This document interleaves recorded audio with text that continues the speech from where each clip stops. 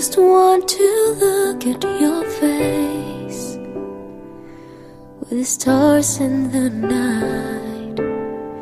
There are times when I just want to feel your embrace in the cold night. I just can't believe that you are mine now. You are just a dream that I once knew. Never thought I would be right for you. I just can't compare you with anything in this world. You're all I need to be here with forever. I would like to start my reflection. No? Ewan ko itong dalawa, ito kung mahilig ba ito magluto sa kusina. O baka puro order lang ito sa Grab. Challenge ito para sa kalang dalawa. Okay? So, mas maganda pa rin kung kayong dalawa, no? Kung palagi kayong nagdi-date, nagsasama, siguro may time din sana kayo later on, no? Na, yung ba? Yung venue ng date nyo, kayo lang dalawa sa kusina, magluluto. Ayun, no? Challenge po yun sa inyo. No? Okay. So, allow me to start my reflection, no? This, yung daw marriage, yung pagpakasal o mag-aasawa, para daw yung nag-fill up ka ng ng onion, no, sibuyas. No. First, mga 1, 2, 3 yung pag mo, nai-enjoy mo pa siya. Yun. Okay. Tapos iniisip mo, yung lulutuin ko, ganito. Sino-sino kayong kakain. I-enjoy mo ba? Nai-enjoy mo pa. Siguro aabot ng mga 10 hanggang 1 kilo na yung, no? Okay. Takas katunes, no?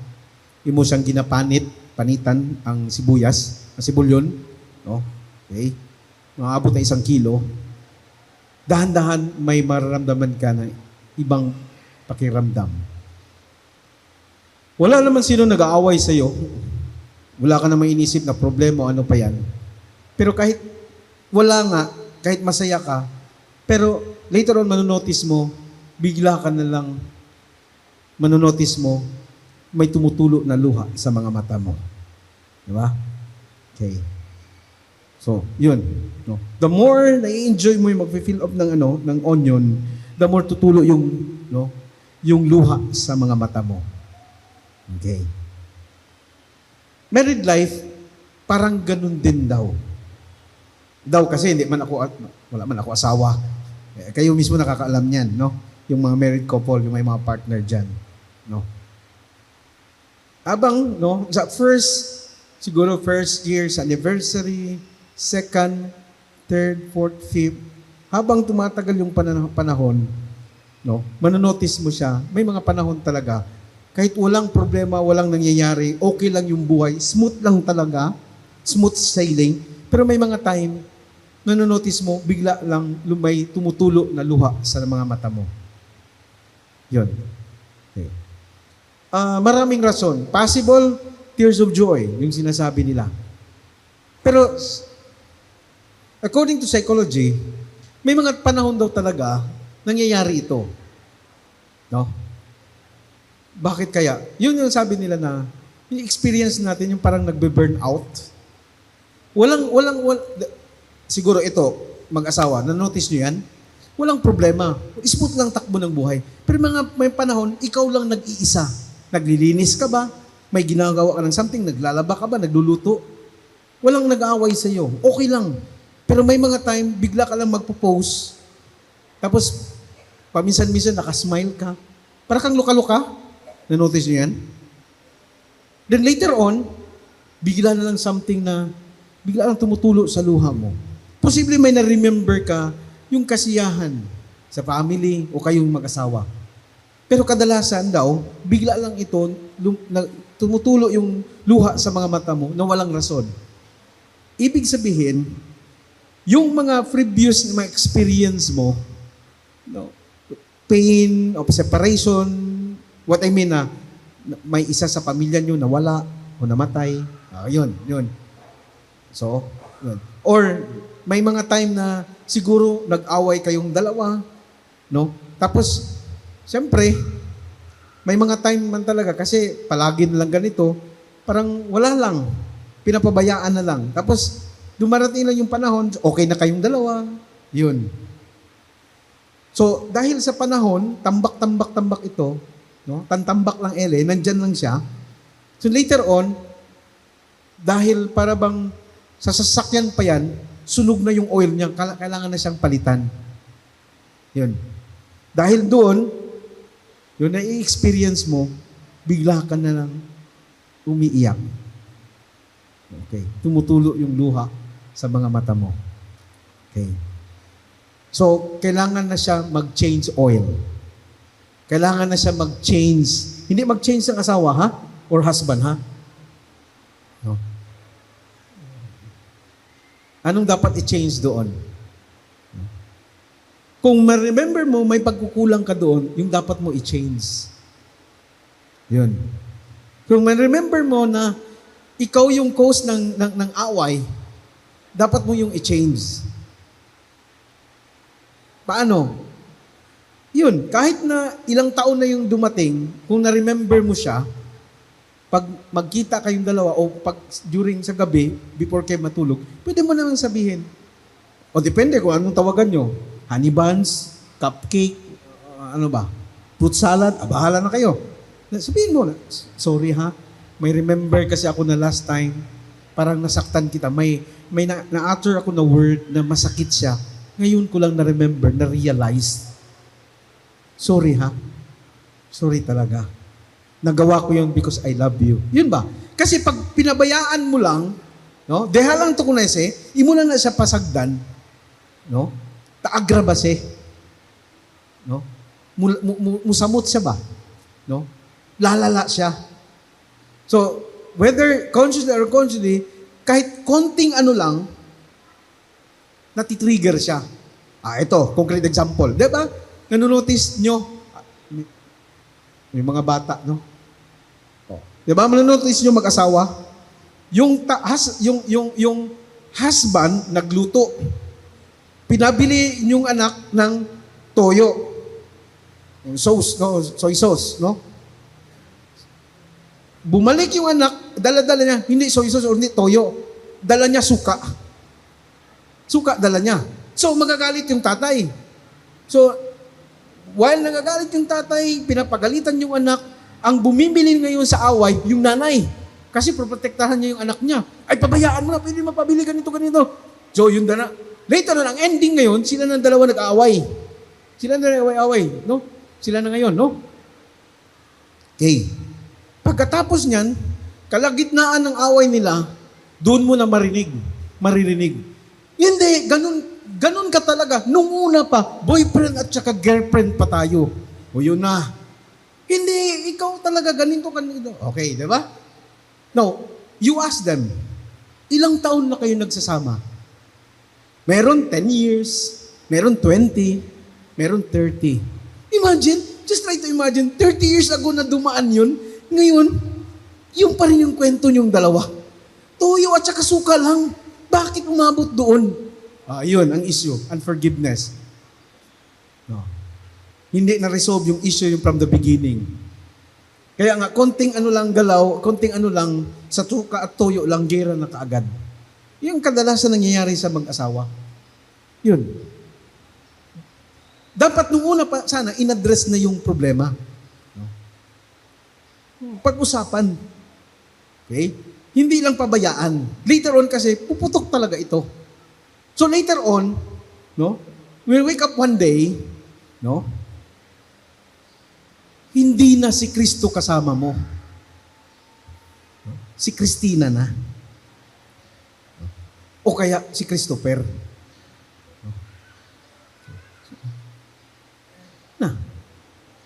No, nag-start sa toyo at saka suka lang yun, ha?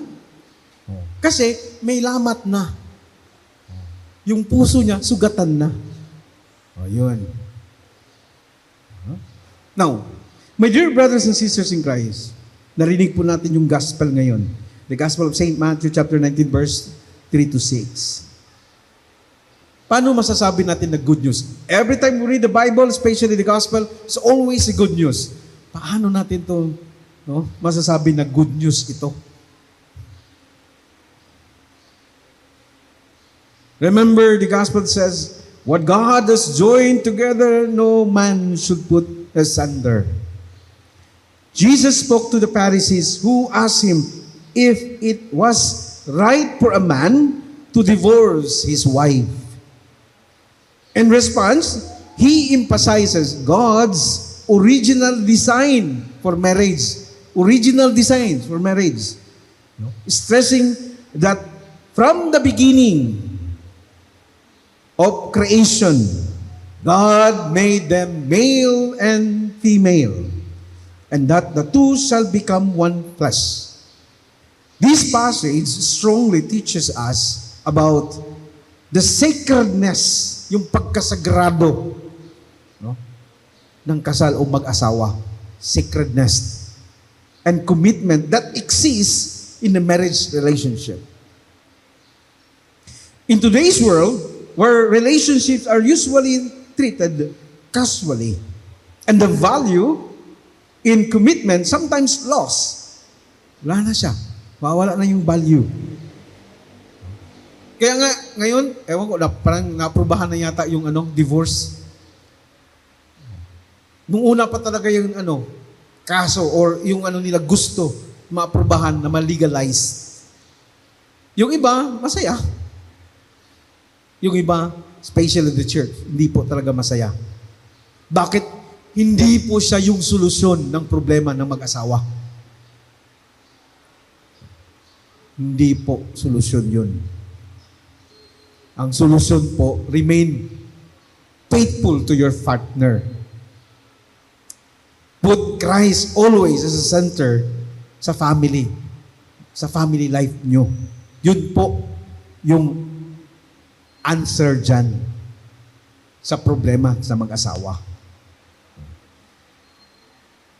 Kaya nga, ito yung nangyari sa yung mga tao, nagtanong. Kasi matigas man ang ulo. Sabi, kaya, niremind ni Jesus sa kanila, na from the beginning, sinabi ng Diyos, ano bang ginawa niya? God created, He is the one who ordained marriage. Hindi siya ordinaryong tao. Kaya the church still remains, stand firm sa teaching. And we are also very against with the divorce bill. My dear friends, Jesus reminds us that marriage is more than a contract or temporary arrangement. It is a covenant established of God Himself. When two people get together in marriage, there are no longer two individuals, but one unified person who reflects the purpose and love of God. This is unity, a divine unity or divine mystery. A beautiful one testament of love and honesty that given by God for us, especially sa inyong married couple. Okay. Yes, marriage is not always easy. Kaya nga, kailangan talaga yung desisyon mo. Kaya nga, kailangan mo, hindi lang 100 million times, you ask, you reflect, and you pray. Kasi pag nandyan na, pagkatapos niyan, hindi mo na pwede isauli. Hindi mo pwede sabihin, ay, sorry, nagkamali ako. Hindi na po yung ganun. Kailangan siya ng commitment. Kailangan siya yung strong decision mo na ito yung buhay na pipiliin ko. So, kung yan talaga yung pinili mo, no retreat, no surrender. Yun. Okay. Marriage is not always easy. It comes with those challenges, differences, etc. opportunity to struggle. However, the essence of the sacred bond appears in the lasting love, forgiveness and steadfastness and commitment. So Jesus reminded them, and all of us were here present, and said that what is united by God, no one can separate. It teaches to us that love is not only an emotion that comes and go, but one you thoughtful decision and love one another even in times of difficulty. Last, ito din pabaon ko sa inyong dalawa. Kung nung una, nagdadasal kayo, nagsisimba, pag free day lang, pag naalala lang, no? O kaya may kailangan. Ngayon, no? Kung maasawa na kayo, dapat every Sunday, find time talaga kayong dalawa na magsisimba. Kung hindi man magkatugma sa schedule, at least isa, pag Sunday or weekdays, magsimba talaga. And receive Holy Communion. Tapos, pagdating ng panahon, medyo mabigat yung puso, feel free to visit the sacrament of confession.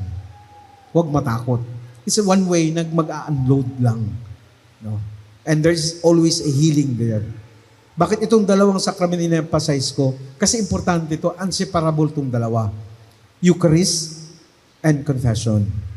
Dito sa confession, hindi po naglilista tapos i-memorize sa pare yung kasalanan mo. Hindi po. Nag-unload tayo. Diba? If you have this good, kailan mo pwede masabi na good yung confession mo?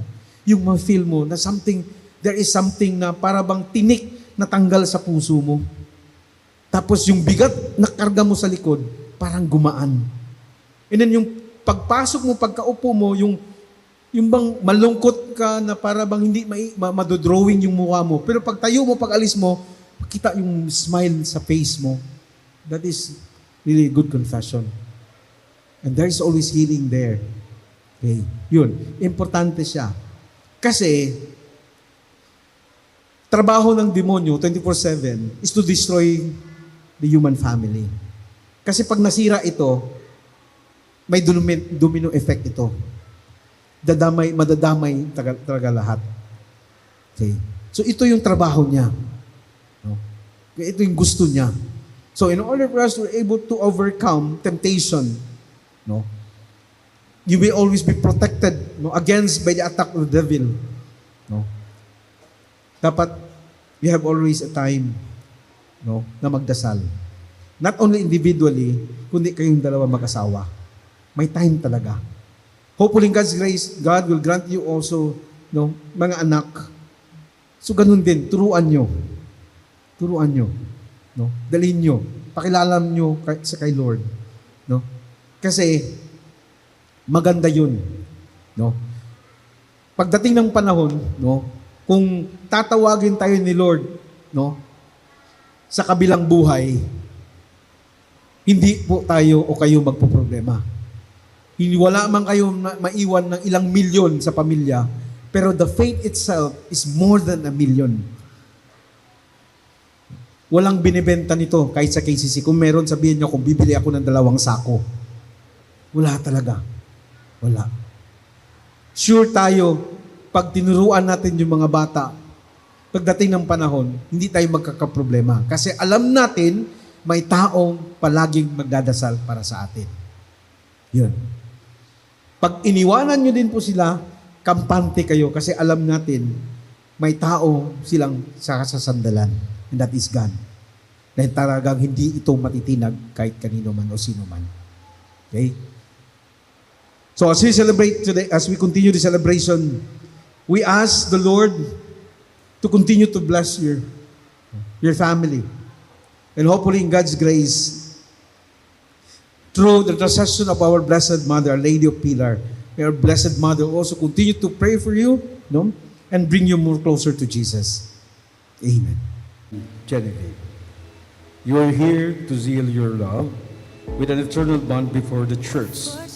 I assure you of the prayers of our community that God pour His abundant blessings on your love and help you carry out the duties of marriage state.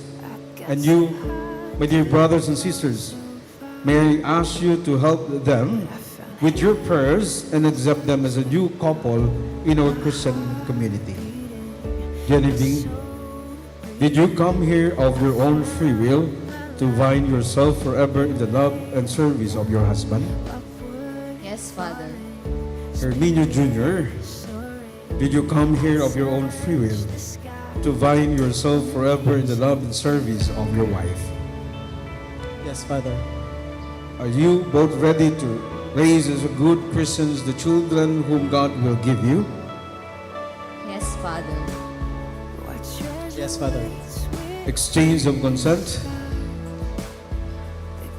Herminio Jr. and Genevieve, since you wish to contract holy matrimony, please join your right hands and express your intentions before God in His church. Genevieve, do you take Herminio Jr. here present for your lawful husband according to the right of our Holy Mother, the Church? Yes, I do. Do you give, Genevieve, do you give yourself to him as his wife? Yes, I do. Do you accept him as your lawful husband? Yes, I do. Herminio Jr., do you take Genevieve here present for your lawful wife according to the right of our Holy Mother, the Church? Yes, I do. Do you give yourself to her as her husband? Yes, I do. Do you accept her as your lawful wife? Yes, I do.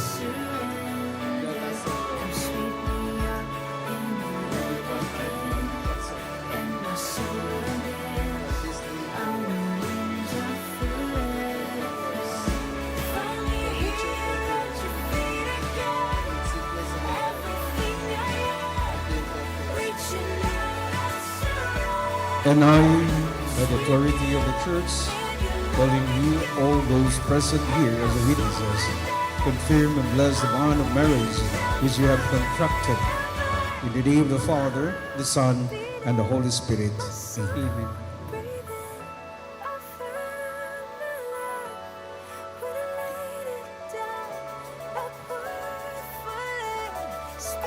We shall now bless your rings and ray. Our help is in the name of the Lord. He made heaven and earth. Let us pray. Bless, O Lord, these rings, so that your servant, Herminio Jr. and Genevieve, to wear them may ever live in mutual love and unbroken loyalty through Christ our Lord. Amen. Let us pray. Bless, O Lord, your servant, Herminio Jr. and Genevieve, in sufficiency of material possessions with this array symbolizes, so that they may use them to attain eternal life. We ask this through Christ our Lord. Amen. Lord, may also bless this Holy Bible. May this contain the Word of God and feed your souls, and they become more faithful to God and to one another. We ask this through Christ our Lord. Amen. Touch the sky, woman knees hit the ground.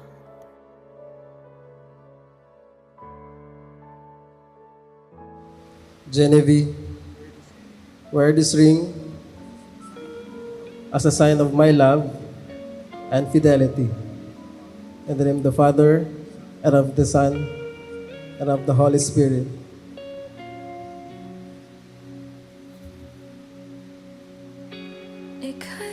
Herminio Jr., wear this ring as a sign of my love and fidelity. In the name of the Father, and of the Son, and of the Holy Spirit. Tadhana may di natin pwedeng alamin. Liliwanag ang daan tungo sa'yo. Dito ka lang sa puso ko. Genevieve, Ito'y pag-ibig I give you this array takot ay di nadama. as a pledge of my dedication to your welfare. And in the name of the Father, and of the Son, and the Holy Spirit. And I accept them. Kung dito ka lang. Let us give them a round of applause. Congratulations. Ninong sa Ninang, thank you. Congratulations po. Pigilan ang lungkot na nadarama. Para bang dahong ligaw sa hangin. At nung dumating ka, parang magandang panaginip. Kasama ka sa buwan tuwing gabi. Dito ka lang sa puso ko. Kung ito'y pag-ibig na takot ay di nadama. Dito ka lang palagi sa aking tabi. Lahat kayang harapin. Kung dito ka lang, ang buong lakas ay ibibigay ko. Kahit nasaktan, ika'y pupuntahan. Kahit saan ka man, kung kailangan mo ako, aking mahal.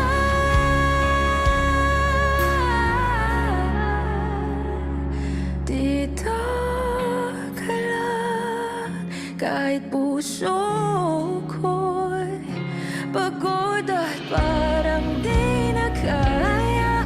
Mamahalin pa rin kita. Dito ka lang palagi sa aking tabi. Lahat kayang harapin. Kung dito ka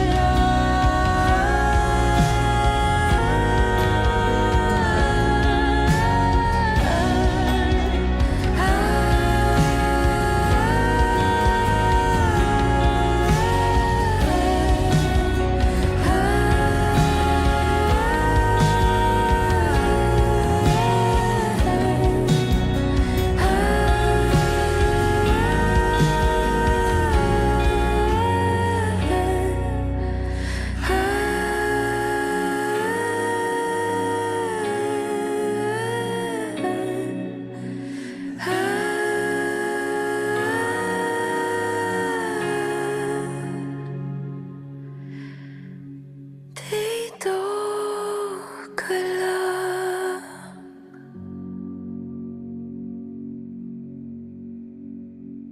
You have known your kindness. May one day receive you thankfully into the eternal dwelling of God. Amen. And may the Almighty God bless you all, the Father, the Son, and the Holy Spirit. Amen. The Mass has been offered. Go in peace. Thanks be to God. Ito yung isa sa mga pinakalas. Hindi na ito kasama sa sa marriage rights. Outside na po ito. Pero hindi ko sana sasabihin o papagawa ito. Pero baka may magreklamo dyan sa akin sa likod. So, naging parte o tradisyon na natin ito. Lalo na pag sa kasalan. Whenever si bro, si Herminio, nahalikan niya na si Genevieve, yun wala pa yung lisensya. Pag may LTO, pwede pa talaga yung pahuli. Pero ngayon, lisensyado na. So, let us witness. I think this is the first and the last na mawitness natin. Yung tukaan ng ng dalawang lovebirds. May you kiss the bride. Everything I wanted and more.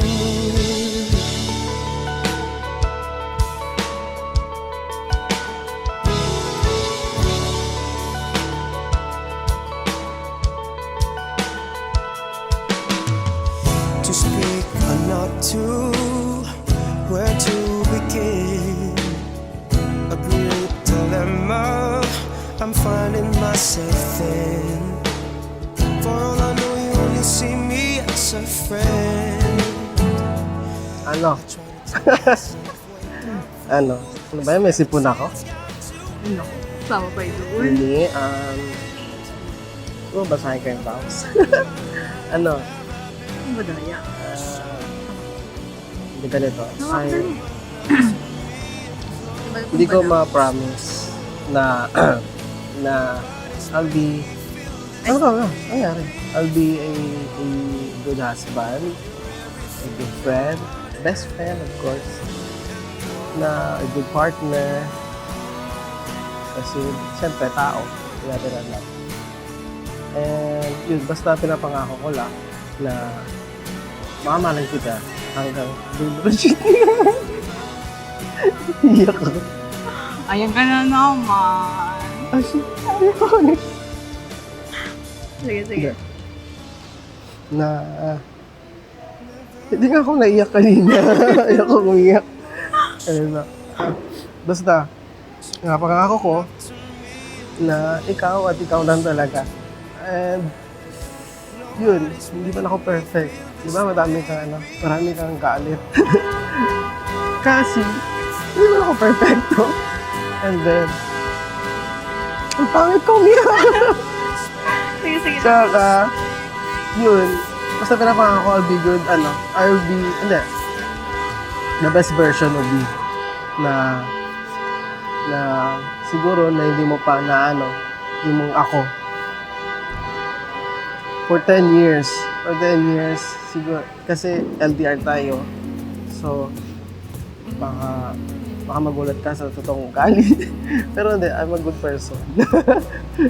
Tsaka yun, pinapangako ko lang na pamalit kita hanggang dulo. Hindi ko ma-promise na iiyak ka. Siyempre, it's normal sa partner na may iyakan para masaya. Masaya ang after iyakan. And yun lang siguro. Na yun, masaya na. Masaya, yun lang. Ikaw. Ang pangit ko siguro, ang pangit ng audio ko. Kaya, ako ang vow ko. Simple lang. Kumbaga, alam mo naman na super selos ako sa lahat ng I know. bagay. Lalo na, hindi ka na makareply. Lahat talaga. I know. As in super. Pero syempre, intindihin mo yun. Kasi nga sabi nga nila, pag Oo walang naman. selos, 10 years, inintindi ko yun. walang selos, hindi mo love yung partner mo, I di ba? Pero, syempre, bawas-bawasan ko na yung mga kasi nga, kasal na tayo. Bawasan. Siyempre. Okay. Bawasan! Hindi ko alisin kasi Oo. alam mo naman, selos talaga ako. Okay. Ever since the world began. Char. I know. Yeah. Tama. Then, wala. Yun, gaya ng sabi mo, ikaw lang, alam mo talaga na ikaw lang talaga yung love ko. Yeah. Hanggang sa dulo. Kaya nga, favorite ka ng forevermore. Yeah. Kasi ikaw lang. Hindi Simula. naman din tayo nag-start dati. talaga. Oo. Hanggang sa huli. At, Ano? wala no. Yun. Ikaw at ikaw, till death do us part. Yes. At kasal na nga tayo. Yeah, finally. Nakagawa na natin mga bagay. Walang tago. Huy! Ano Char. ba tago? So, makakapag-travel na tayo. No restrictions. At bibigyan kita ng maraming anak. Char. Sakit ng ulo.